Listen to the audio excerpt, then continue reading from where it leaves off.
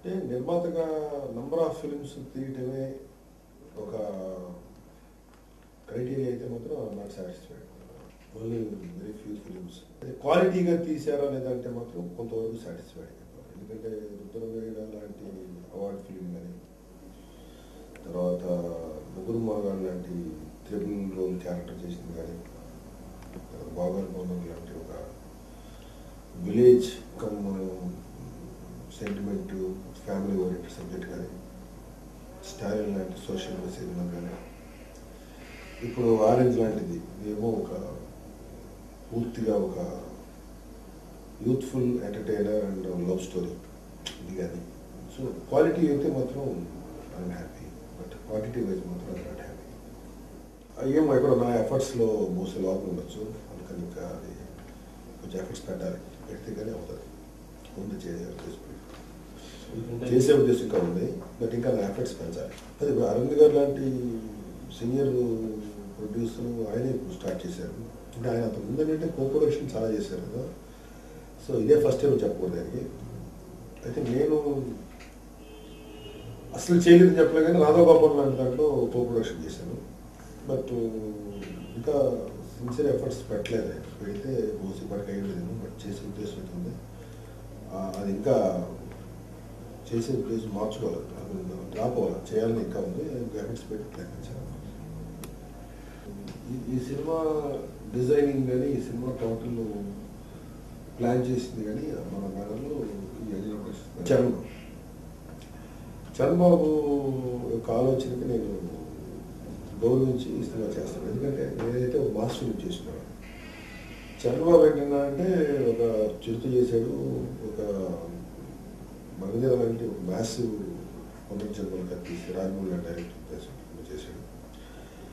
అయితే నేను సినిమా తీద్దాం చరణ్బాబుతో థర్డ్ ఫిల్మ్ అనుకుంటే చరణ్బాబు నాకు ఇచ్చిన సజెషన్ ఈ ఒక లవ్ స్టోరీ లాంటిది, ఒక ఎంటర్టైన్మెంట్ ఉండేది. సో చరణ్బాబు ఏం చేసినట్టే ఒక ఈ 2 సినిమాలు తీసిన తర్వాత థర్డ్ ఫిల్మ్ నాకు యూత్ఫుల్ లవ్ స్టోరీ కావాలి.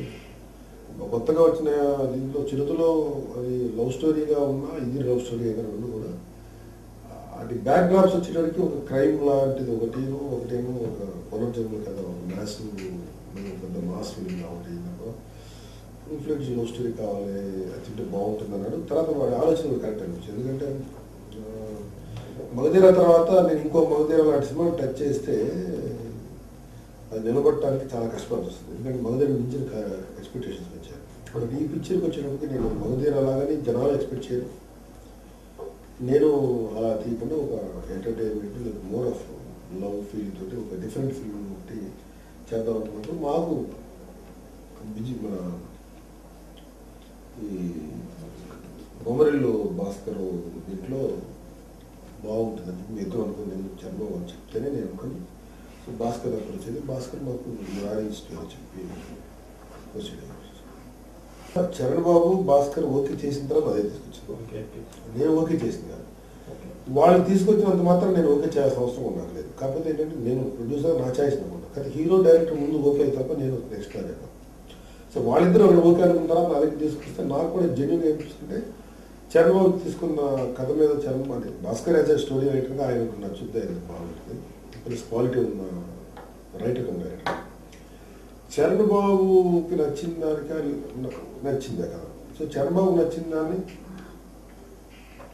ఇది కరెక్ట్గా ఉందా లేదా, చరణ్ బాబు నచ్చిన తర్వాత నచ్చాలి లేదు, కానీ నాకు బాగా నచ్చింది, కొత్తదనం అనిపించింది. పాయింట్ కూడా కొత్తగా ఉంటుంది లవ్ స్టోరీలో. అందరికీ ఈ లవ్ స్టోరీలో ఉండే పాయింట్ అందరికీ పెళ్ళైన ప్రతి వాళ్ళకి, లవ్లో ఉన్న ప్రతి వాళ్ళకి, లవ్ చేసి పెళ్లి చేసుకున్న వాళ్ళకి, మామూలుగా పెళ్లి చేసుకున్న ప్రతి వాళ్ళకి కూడా కనెక్ట్ అయ్యేటువంటి పాయింట్. కాకపోతే హరీష్ కే రాజు అయితే ఒక మెలోడీ ట్యూన్స్, మెలోడీలో మాస్టర్, మెలోడీ విత్ బీట్ ఉంటుంది. అవి మొదట 3-4 సాంగ్స్ మేము ఓకే చేసుకున్నాం. తర్వాత ఒక మంచి ఇది ఏంటంటే ఒక ఇష్యూ వచ్చింది, ఒక పాయింట్, ఒక స్పీడ్ సాంగ్ చేసింది హరీష్ కే రాజు. చేసినప్పుడు దాంట్లో నాకు భాస్కర్ మాకు డౌట్స్ వచ్చింది, ఈ సాంగ్ కరెక్ట్గా ఉందో లేదా అని. మళ్ళీ ఇంకొక ట్యూన్ ఇవ్వని అడిగాడు. అతను పాపం ఇంకో ట్యూన్ చేశాడు, అదే దీనికంటే బ్యాడ్గా ఉంది. సో మేమేం చేసామంటే ట్యూన్ బాగలేదు కట్ చేశాను. ట్యూన్ బాగలేదు అని చెప్పిన తర్వాత అతన్ని ఇంకో ట్యూన్ మళ్ళీ అతను ఎఫర్ట్స్ పెట్టించాడు. చేస్తే ముందు బాగాలేదు అనుకున్నదే బాగుంది, అది కొత్తగా ఇచ్చింది బాగా. సరే మేము ఒక టైంలో భాస్కర్ నేను ఎట్లా అండి డిసైడ్ చేయదు భాస్కర్ అని, ఓకే పోయి ఇంకా తప్పదు లాస్ట్ సాంగ్ అది. ప్రీవియస్గా ఉండే యాజిటీరాజ్ ఏదో ఏమో తెలుగు రిలీజ్ కానీ ఒక సాంగ్ స్పీడ్ సాంగ్ తీసుకొచ్చారు, ఒక సాంగ్ సెలెక్ట్ చేస్తే హరీష్ జయరాజ్ ఒక మెసేజ్ ఇచ్చాడు. అంటే మీరు తెలియదు, మెలోడీ మీరు జడ్జ్ చేయగలరు కానీ స్పీడ్ సాంగ్ మీరు జడ్జ్ చేయగలరు, ఇదొక్కటి నా జడ్జ్మెంట్ వదిలేయండి, నేను మీ అందరికంటే నాకు ఎక్కువ రెస్పాన్సిబిలిటీ ఉంది సాంగ్ ఇచ్చేయడానికి అని చెప్పిన తర్వాత మేము అతని యొక్క ఒపీనియన్కి రెస్పెక్ట్ ఇచ్చి ఇమ్మీడియట్గా ఓకే చేసాం. ఓకే ఫస్ట్ నువ్వు ఏదైతే ఫ్రీ స్పిరిట్ ఇచ్చావో మాకు యావరేజ్గా ఉందో నచ్చలేదో అదే ఓకే. తర్వాత అది ఫుల్ ఫ్లెడ్జ్డ్గా చేసి ఇచ్చిన తర్వాత మేము తప్పు అతనే రైట్ అనిపించింది, చాలా ఎక్స్ట్రాడనరీ ఉంది సార్. సో జడ్జిమెంట్ ట్యూన్లో అన్నిసార్లు చేయలేము, అందులో హరీష్ జయరాజ్ లాంటి మ్యూజిక్ డైరెక్టర్. సో అతని యొక్క జడ్జిమెంట్కి మ్యాక్సిమం వెళ్ళడమే బెటర్ అని మాకు అభిప్రాయం. చరణ్ బాబుకి మగధీర తర్వాత అంత కాస్ట్లీ ఫిల్మే, మగధీర దాటిపోయిందని చెప్పలేం కానీ దాదాపు మగధీరకు సమానంగా ఎక్స్పెన్సివ్.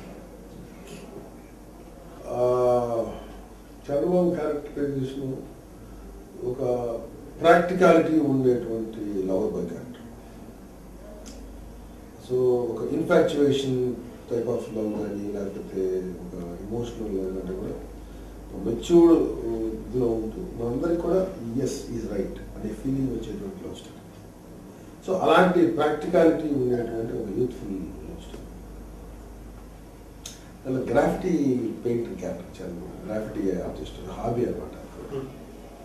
రోడ్ల మీద బొమ్మలు వేసే ఉంటుంది, అది గ్రాఫిటీ పెయింటర్స్.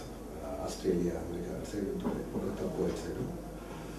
సో ఆ గ్రాఫిటీ వేసే వాళ్ళు they are suppose to be రిఫ్రాఫ్గా తిరిగేటువంటి యూత్ మ్యాచ్. అలా అంత ఎమోషనల్ కదా, ఆ పెయింట్ వేస్తే తప్ప వాడి యొక్క ఏమంటుంది అర్జీనా లేకపోతే వాడి కోరితే ఆ పెయింట్ వాడు అనుకున్న భావాన్ని గోడ మీద వేసేదాకా వాడి యొక్క తర్వాత ఆ పెయింట్ ఉందా లేదా అనేది రాలేదు.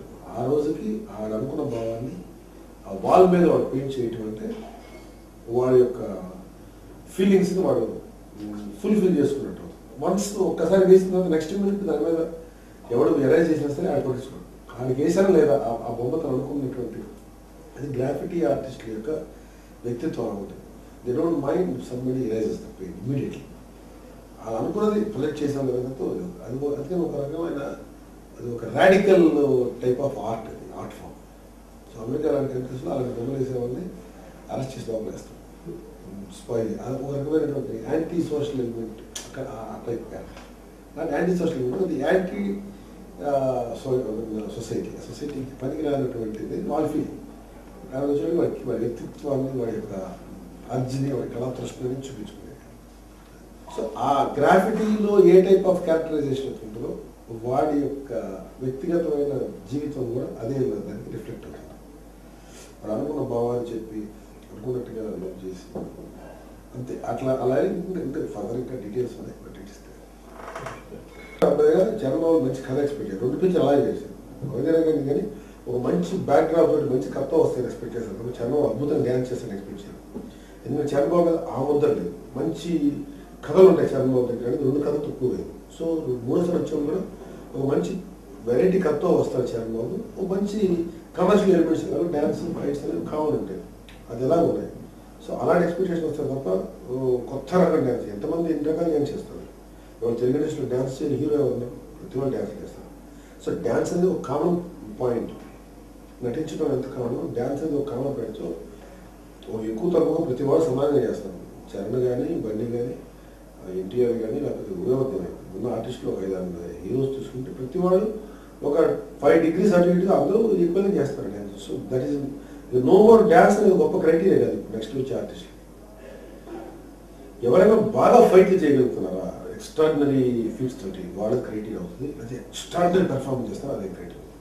సో చరణ్ బాబు వరకు తీసుకుంటే ఫైట్స్ ప్లస్ యాక్షన్ మీద, పెర్ఫార్మెన్స్ మీద డెఫినెట్గా బాగా ఉంటుంది.